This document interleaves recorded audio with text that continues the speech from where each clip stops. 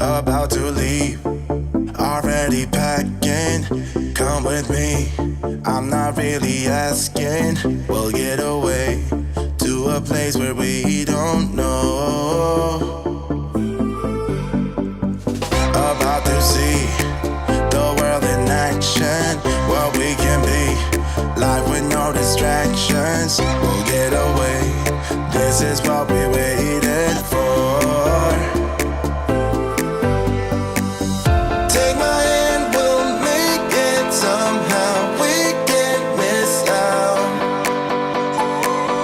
I'm done living life with the lights out. Die with my own doubts. Be free with me. Let's go, let's be free with me.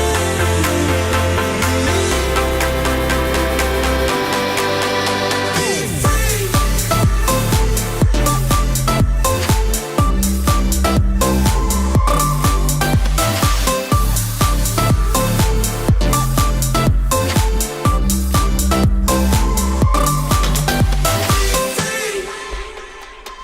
Not looking back, eyes on the freeway, Bonnie and Clyde, a classic cliche.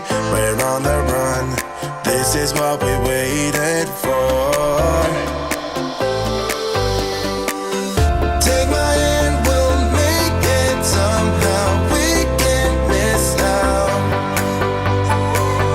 I'm done living life with the lights out. Die with my own doubts. Be free.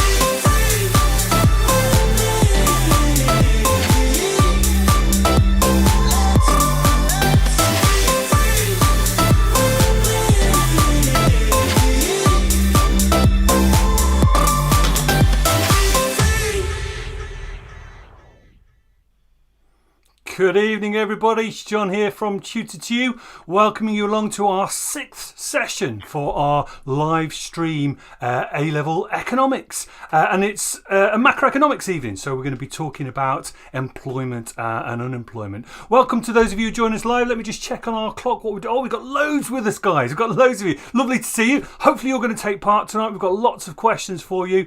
You've got the availability of the YouTube chat window there. Please do take part when our questions come along. I notice we've got a little bit of delay between our broadcast and what's showing in YouTube. So we're actually in the future, guys, by about 20-25 seconds. So bear with us if we take a little bit of time just looking at your answers. If you're watching this on catch up on replay, welcome to you as well. Of course, you can take your time over some of the questions, pause the video and have a real good think. I've got some challenging ones and some straightforward ones for you tonight. I'm joined, dare I say it, by the A team tonight. I have got Lisa in the middle of the screen and Jeff on the right hand side. Good evening both. How are we? Okay. Hi Lisa. Hi Johnny. I'm here.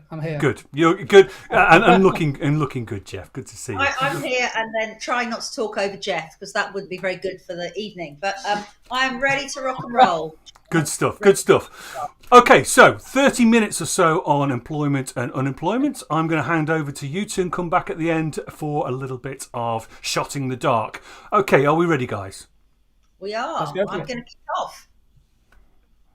Okay, folks, you're going to have 60 seconds to match these phrases with its definition. Can you match the letters on the left with the numbers on the right? Fiendishly difficult, so let's give you a 60-second countdown. Put any answers you like in the chat as we go. So, John, let's go.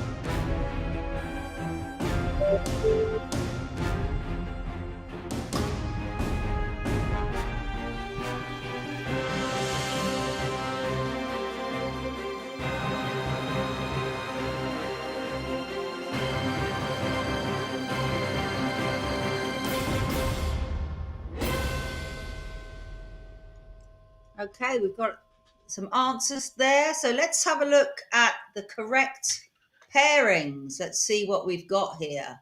Okay, so let's go through these. It's a bit of a minefield, these definitions. So the claimant count measure of unemployment, of course, unemployment benefits called JSA, and that refers to the number of people who are actually claiming benefits. Of course, don't forget that JSA is now wrapped up with those benefits called universal credit. Always very important to be up to speed with the names of the benefits and how it works. Okay, let's have a look. We've got some answers coming in. We've got lots of them coming in. Labour force survey then, preferred measure of measuring unemployment in the UK. Also the method used in the continent, which lets us make comparisons. Telephone survey to households, and the question asked is, have you worked in the last month, and are you available to work in the next 2 weeks? So if that's the case, you would count as being unemployed on the labour force survey.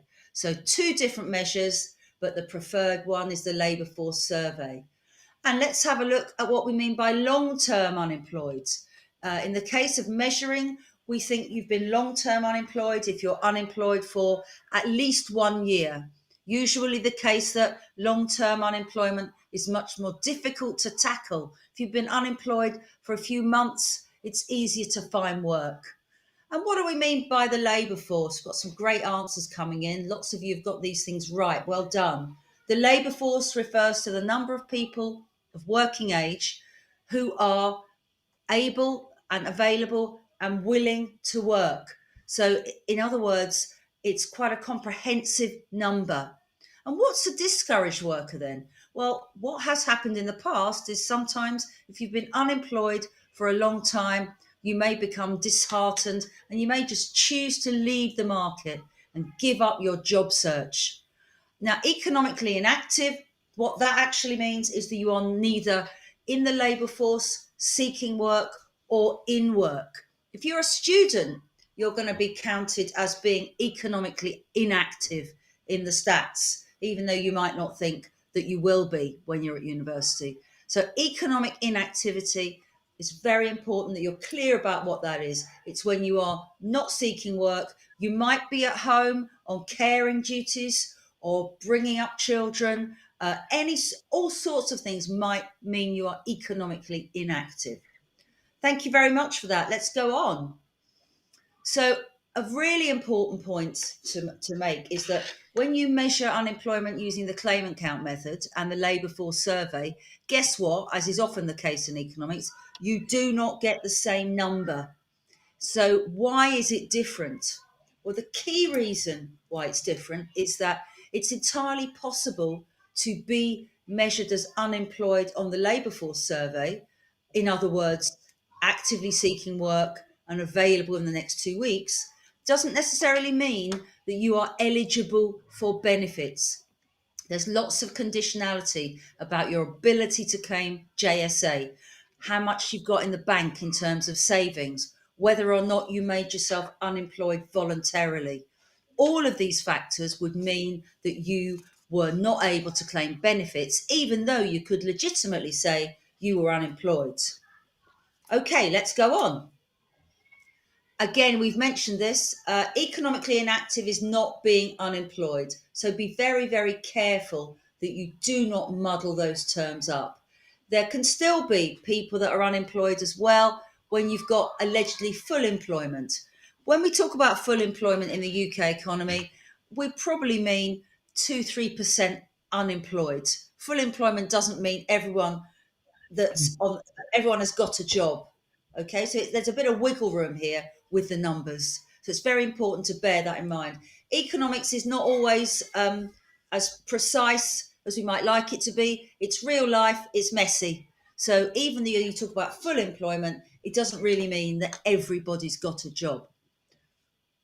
Okay, over to Jeff, who's going to take you through some multiple choice questions to make you match fit for exams. Thanks, Lisa. Yeah, okay. I've got 4 multiple choice questions for you. So take a moment on each one of these. If you're watching in the replay, just press the pause button, take a few seconds to think about your answer. Let's see who can get 4 out of 4. So here's the first question coming up. The term unemployment means what? So you're looking there for the best definition of unemployment. What do we think is the answer to the first question? What does unemployment mean? Economists have a very precise definition of unemployment, and examiners are really quite, as Lisa was suggesting, they're really quite hot on students knowing these definitions really well. So what's the best definition of unemployment there? Let's have a look at the answer, please, John. It's coming through. It is A. Amber and Sammy both said A. Congratulations. And Minecraft said A. The number of people in the labour force, so the unemployed are in the labour force, but they're out of work, and crucially, as Lisa mentioned just a few seconds ago, they're actively looking for work and able and available to work. And the key thing there is they're actively looking for work. Everybody got that question right in the live, which is fantastic. So let's try our next question. Again, a definition question. What is the labour force participation rate? The labour force participation rate is the number of what? Again, take a moment here to read through the answers. Workers in the labour force compared to the people in the working population. People in the labour force compared to the total population. All people of working age. Or people actively seeking work and those who are working. What is the labour force participation rate? Answers are starting to come through. Thank you for those. Let's take a look at the answer, John, so you can check your answers. It is again A. So the labour force participation rate in the UK is about 75%. So compared to the population of working age, about 75% of people are in work.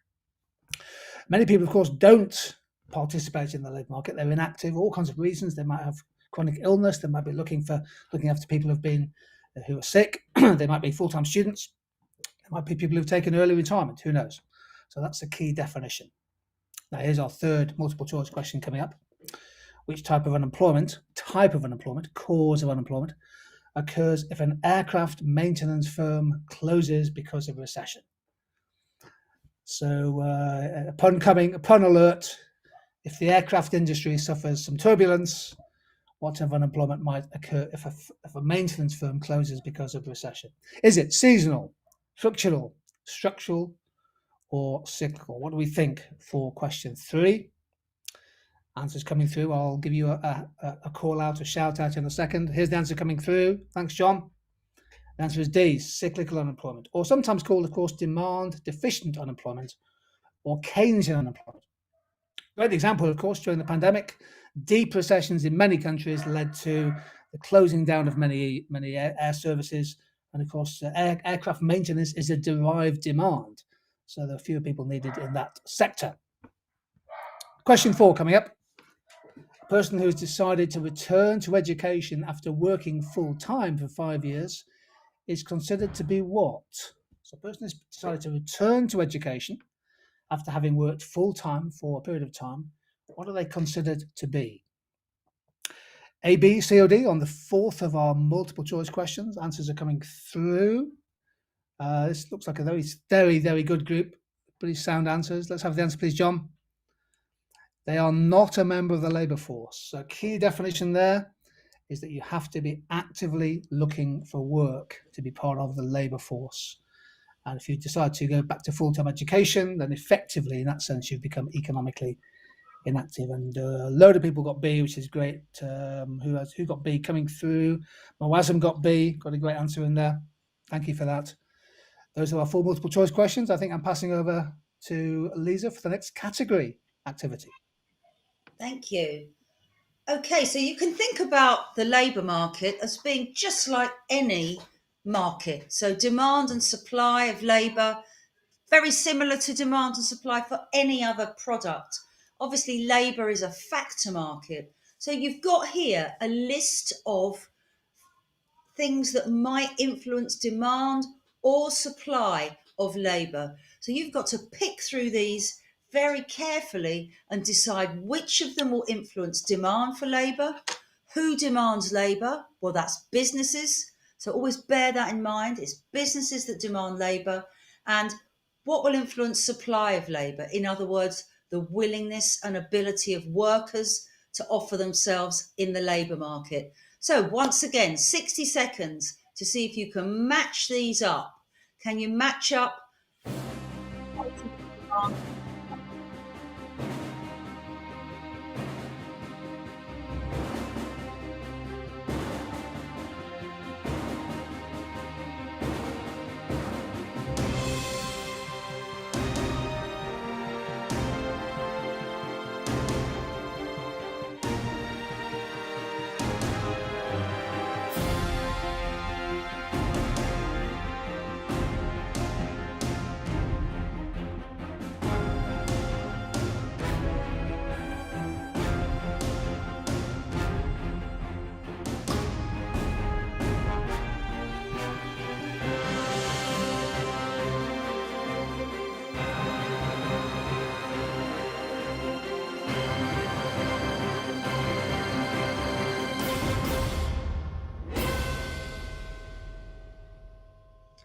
Okay, there's some tricky ones here. Let's have a look at where these policies should be. Okay, that's tremendous. So let's have a look at each of these. So first of all, let's have a look at policies that would increase the supply of labour, increase the ability of workers to offer themselves to the labour force. Well, clearly, giving workers a better skill set, teaching new skills. We know there's lots of emphasis at the moment on teaching STEM subjects in schools because it's deemed to make you more marketable. Also, the expansion of apprenticeships, once again designed to give young people an option that isn't just all about going to university. There are lots of ways of making yourself marketable in order to get work. So training and skills and education are all going to help with the supply of labour, increasing the supply of labour by giving people the right skill set. Now, the higher minimum wage, of course, will provide a greater incentive for workers to join the labour market. We know that some low-paid workers, for them, they can end up in a benefit trap whereby it's actually better to stay on benefits than it is to take a low-paid job. By raising the minimum wage, that's hoped to remedy that issue and make work better rewarded. We know that the minimum wage, or the national living wage as it's now called, is going up to £9.50 an hour.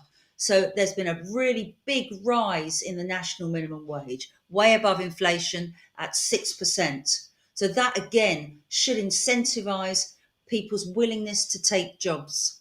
And finally, the increased tax-free allowance. When you get a job and you pay tax, you are able to earn the first 12,570 quid tax-free. So the more that tax-free allowance rises, the more of your hard-earned income you get to keep. That again is a big incentive to supply labour, to take a job. And if you combine that with the rise in the national minimum wage, a national minimum wage salary would be around about 17, 18 grand a year. So you can see you wouldn't be paying very much income tax on that. So it's really useful to have an idea and have some numbers to use when you're talking about supply and demand of labour. This current affairs knowledge is super important. Now let's have a look at what would make firms happy to employ more workers. Okay, so that list of policies there that would help the demand for labour. First one, reduction in national insurance contributions. Now you may be aware that national insurance contributions are paid by workers, but the firm that employs you has to pay them as well. It is about 14%, 13.8% is how much of your salary your employer has to pay in national insurance. It makes employing people really expensive. So if you cut national insurance contributions, firms might be willing to employ more workers. Secondly, policies to encourage new business startups. That's likely to increase the demand for labour. 99% of businesses in the UK are pretty tiny. Small and medium-sized enterprises are where most business is done. So if you've got policies that can encourage startups, you could find the demand for labour will increase. Now, low interest rates, you might think, well, hang on a minute, how's that going to increase demand for labour? Well, once again, low interest rates are likely to encourage people to borrow and to spend more, in which case they'll have more disposable income. So firms might find they've got more customers. And therefore, if they have more customers, they're likely to be able to employ more workers. And the last one looks a bit of a curveball. So a depreciation in the exchange rate. How will that influence demand for labour? Well, if the exchange rate falls in value, UK goods get more competitive. So once again, it's a step-by-step approach. UK goods get more competitive, British firms can sell more of them, and they may need more workers to do so. Sometimes you're going to have to make a few steps, some analysis, in order to fully explain the impact of one of those policies on demand or supply of labour. So let's have a look at some exam gold then. Very important. Jeff talked about different types of unemployment when you were doing the MCQs. And it's very important if you're talking about a policy solution that you can align it to a particular cause of unemployment. So, for example, demand deficient unemployment can be reduced by cutting interest rates, cutting tax in order to stimulate aggregate demand. So you need to be able to match the right policy to the right type of unemployment. Okay, I think it's time for the infamous bubble quiz. Yes, thanks, Lisa. Bubble quiz. A few bubble quizzes. Here we go. Those of you who've been with us many times before will enjoy the bubble quiz. All we ask you, we give you a question, and we ask how many of the answers on screen are correct. So here's our first one. Which of the following is an economic cost of high unemployment? A, B, C, or D. Take a moment on this one. Which of these are, in a sense, purely economic costs? Of course, we can make a distinction between economic and social costs, or human costs of unemployment. So which do you think of these are essentially narrow economic costs of a period of very high unemployment? What do we think? Is it 1, 2, 3, or 4 of them, or none of them? How many do you think? Moazam says he thinks he's confident that C is the correct answer. And of course, none of these answers could be correct. What do we think on this one? Amber thinks C, only C. Well, John, let's reveal the answer, please. And it's right, it's only C. I think A, B, and D are good examples of potential economic, social costs, wider costs. We often use the term the externalities of unemployment. Stress and family breakdown, potential increase in social disorder, and of course the growth of indebtedness, people losing their incomes, perhaps with a mortgage to pay or expensive rent, possible homelessness, the loss of tax revenue, a fiscal cost to the government, fewer people in work, of course, not paying as much national insurance or income tax or VAT. So typically revenues fall when unemployment goes up. And well done, Eliza got it right, Gaves got it right. Fantastic answers on the first one. Number 2, comparisons between the unemployment rate of different countries is difficult. Why? Can you spot 1, 2, 3, 4, possibly none of them? How many of those are correct explanations of some of the difficulties of comparing and contrasting unemployment between different countries? For example, between Greece and the UK, or between the United States and Mexico. Oftentimes, for example, in an exam, you'll be given different unemployment rates across countries, and it's good evaluation to be able to spot some of the flaws in the data. So what do we think here on the differences? Answers coming through. We'll give a shout out in a second, but here is the answer. And we think there are 3 main problems that are correct. Minimum working age, may be lower in some countries. So the age at which people enter the labour market. Countries may have different methods. The UK has 2. We talked about the labour force survey and the claimant count already. And the labour force participation rate may be higher in some countries. This is quite an important development concept. When you study development economics, often in many, particularly low and middle income countries, Social norms may limit labour market participation, particularly amongst female workers, for example. So labour force participation rates in some sub-Saharan African countries are below 50, 60%, whereas in other countries they might be higher than 85, 90%. B is incorrect. Different age demographics. Now we can compensate for that when we measure the rate of unemployment. And here's my one more bubble quiz, I think. Oh yes, hidden unemployment. Which of the following, A, B, C, D, or all of them, are examples of hidden unemployment? Now this is a particularly important concept to be aware of, the concept of hidden unemployment. Unemployment that doesn't get picked up by the official statistics. So which of the following do you think are examples of hidden unemployment? A few more seconds. If you're watching on replay, just press the pause button to take a rain check on the answer. And what do we think? Identify the correct answers. Here's the answers coming through. And there are 3 correct examples. People are overskilled for their current job. That's essentially a form of underemployment. So a lot of people, for example, might have graduate degrees but end up working in the gig economy or the fairly relatively low-skilled work. A person who's working part-time but would like to work full-time is essentially underemployed and hidden unemployed. And a discouraged worker is somebody who's actually given up the search for work. D is incorrect.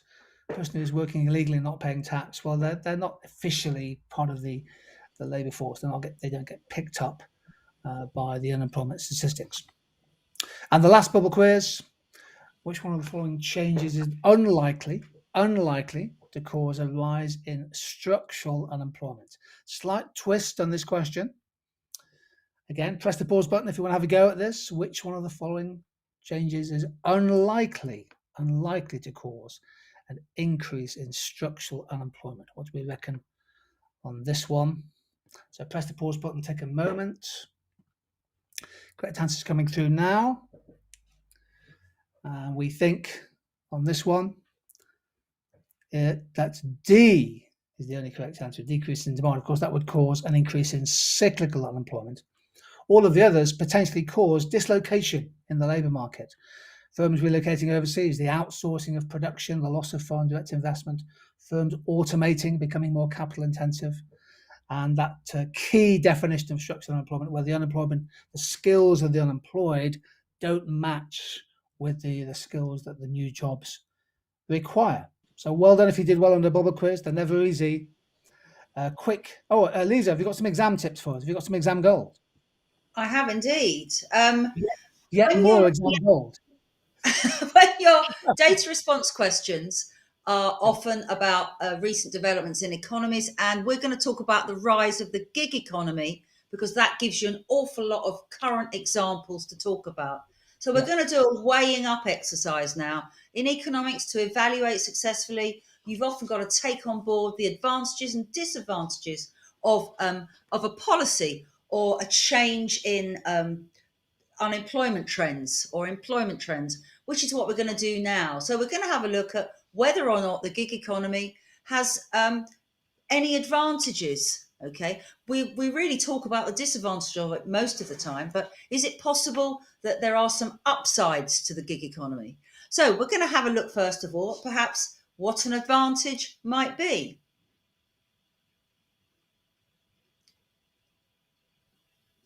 So on the scales,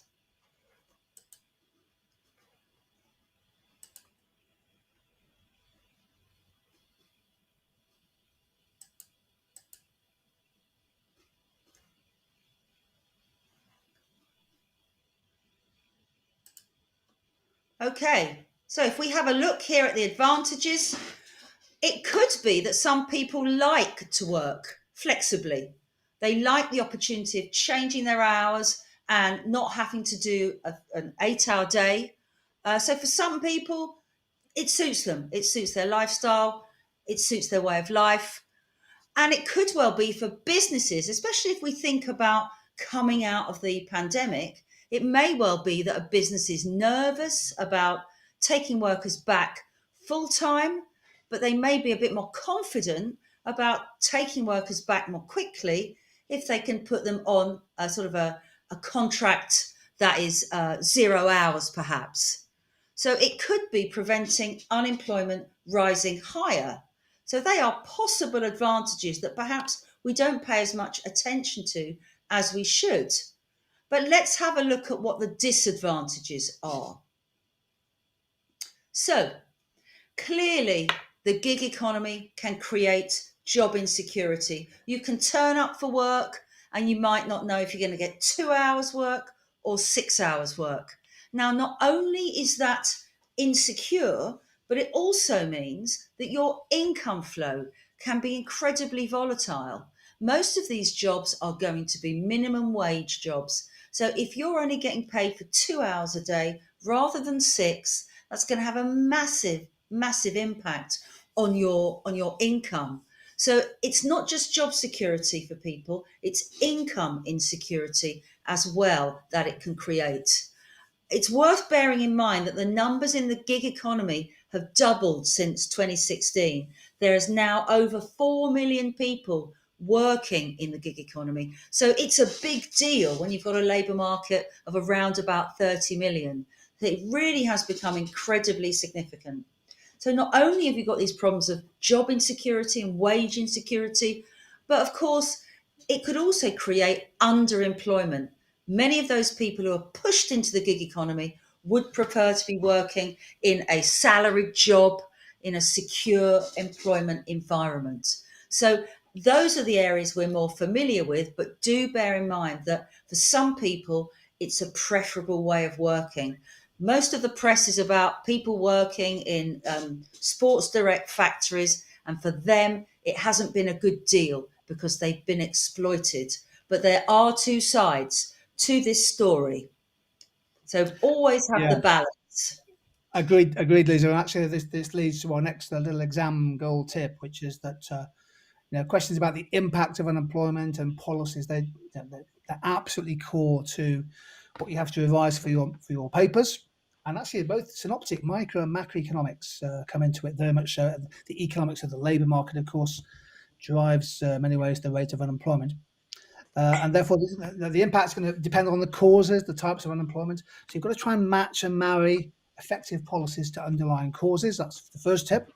And the second tip coming up is that once students are considering such questions in year 2 or year 13 of your schooling, there should be an awareness that there will be different issues facing different economies. So, for example, unemployment in Vietnam is less than 2% of the labour force. It's really low, but yet there could be a very low level of average incomes, for example. Unemployment rates in some countries, of course, remain very, very high. Spain and Greece come to mind in the European context. The issues that those countries are facing often very different to the issues faced in countries like Germany and the UK. Contextual awareness in this part of the course is incredibly important. That's the reason why we do these live streams.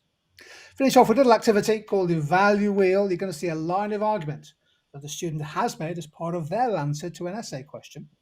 And the random, and I do stress this word, the random evaluation wheel will select a possible line of evaluation for you to add to the response. Now let's play the value wheel. So the student argument is as follows. Increased government spending or funding of education for STEM subjects would support a reduction in youth unemployment. Perfectly valid line of reasoning. STEM, of course, is science, technology, English and maths, or is it economics? Who knows? So STEM subjects. Let's think about what we might evaluate, how we might evaluate. Notice the randomness of this wheel. Where is it going to stop? Is it going to stop on efficiency? However, it stopped on assumptions. So here we go. Increased government funding of education for STEM would reduce youth unemployment. Now, this is a great approach for evaluation where you challenge the assumptions that underpin the economic theory used.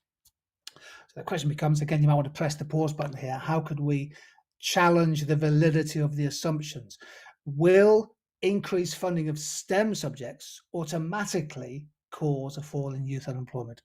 I think this is worth thinking about as part of your evaluation. Well, let's have a look at a couple of possible answers here. First one is to say, well, it assumes that more students study the STEM subjects. The funding might be available, but is there necessarily the demand for those subjects? It could well be the case, for example, that many students decide they want to follow a vocational pathway, or they want to follow a career in the arts and things, the creative industries. It's not automatic that if you provide the funding, that the demand will show through. And it also assumes that employers require workers with STEM-based skills. Of course, the labour market is constantly changing with automation and digitalization, robotics. It's by no means automatic that employers fundamentally require people with more STEM-based skills. Now, both of those are perfectly valid and good assumption questioning approaches. You don't have to write a huge amount, just challenge and question the assumptions. And I think that's a key way to get some great marks. John, are you ready for shot in the dark? I am. Thank you, Jeff. Really good stuff there in terms of testing your own assumptions. So when you've actually written something down in terms of a line of arguments, actually throw back at the examiner why your argument may actually assume a number of things. Brilliant stuff. Now, this is my favourite part of the entire live stream. I'm involved in this one, but it's the one where we pit the wit and wisdom of our wonderful presenters against those who are watching us live on YouTube. And obviously, Jeff and Lisa, they've been teaching economics for quite a little while, and they know an awful lot of stuff. I can't think of two economics teachers who know more than Lisa and Jeff. So, you'd expect them to know the answer to the question I'm going to ask. Those of you on YouTube, though, you may have your own thoughts on this. Now, just a quick reminder, I'm going to ask a question that has some kind of statistical outcome. There is no reason why anybody would actually need to know the answer to this question going into exam. But having an understanding of the trend behind it could be quite important. Now, one of the important things to say about tonight's question is, we've had a lot of activity on the live stream, and this is a question about inactivity. My word, we've had a lot of activity, haven't we? But we've got a question about economic inactivity. We mentioned it quite a few times towards the beginning of the live stream. And here's a question for Jeff and Lisa, and for those of you who are tuning in. And if you are tuning in, please put your answers into the YouTube chat window. Please don't look them up on the internet. That's cheating. And Jeff and Lisa don't have that luxury. So what was the UK's economic activity rate in the last quarter? So this is information that's literally out in the last week or so, talking about the period of July to September. We've talked about economic activity, so I'm after a percentage, guys. After a percentage, please. Okay. So what percentage of our population aged 16 to 64 are actually classified as economically inactive? Any thoughts, Jeff? Any thoughts? Yeah, well, Lisa, would you like to go first, or shall I start? Are we going to have? I think we're going to go for ladies first, aren't we, Jeff? Okay. I think so. Remember, the idea is that who is the closest? We're already getting some answers coming in on the chat, but who's going to get closest? Well, I'm going to go for 27%. 27%. Jeff, do you have an opinion on that number, and do you have an alternative? No, I think it's the right ballpark. I mean, you did say wit and wisdom. I did. 60 minutes ago. So 27% sounds pretty close. Okay, a couple of thoughts in mind. First of all, the pandemic, of course, the last quarter of 2021. So the extent to which people have left the labour market because of the pandemic. Maybe they've been furloughed and they've decided they haven't yet come back into activity. That nudged up a little higher there. Also, of course, age 16 to 64. So people might have gone back into full-time education, thinking that, what have you, rather than leave the school and college at 16. And my instinct is to go a little low. I'll go 24%. 24%. 24. Thanks, Jeff. And thanks to those who are putting their answers into the chat window. Some factual. I'll reveal the answer in a second, and I'll say who's the closest. But I hope the people who are listening to this get some idea of the genius at play with our presenters here tonight, going through all the reasons why they've come up with their numbers, all of which, of course, were valid and wonderful, and all of which, of course, would help you come up with some suggestions about why a number is a certain way. Here's the answer. I'll put you all out of your misery. The answer is actually 21.1. So Jeff was a little bit closer than Lisa, but I think tonight's winner is Alaya. Forgive me if I've got your name wrong there. Alaya went with 20%, so brilliant, well done. One or two others are coming in a little bit later than that, but absolutely superb stuff. That's a 21... great step to have in your mind, Johnny. 20% of the labour force is inactive. Is actually, yes, so a fifth, thereabouts. Wonderful.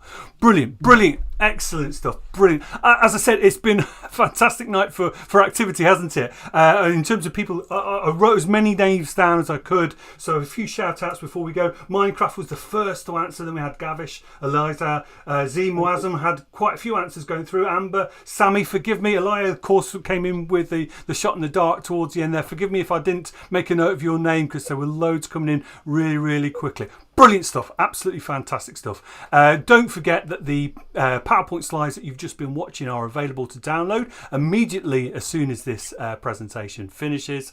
And of course, you can watch the entire video all over again, and why wouldn't you? All of that really important exam gold stuff. Super stuff. Massive thank you to Lisa and Jeff for putting this together and presenting tonight. It's been the opposite of economically inactive, hadn't we? Absolutely. And of course, progressing those students who are watching in terms of their ability to do well in the exams. If you've enjoyed tonight's session, please do give us a like on YouTube. They've taken the dislike off, I believe. So I was about to say, if you didn't like it, still click on the like button if you could. It informs everybody about where to come for useful presentations and information like that. Those that we've done tonight. Brilliant stuff. We're on again next week. We are talking about government failure in terms of trying to deal with market failure. So government intervention and government failure with market intervention. So we'll see you all next Wednesday. Goodbye to everybody. Bye-bye now. Take care, everybody.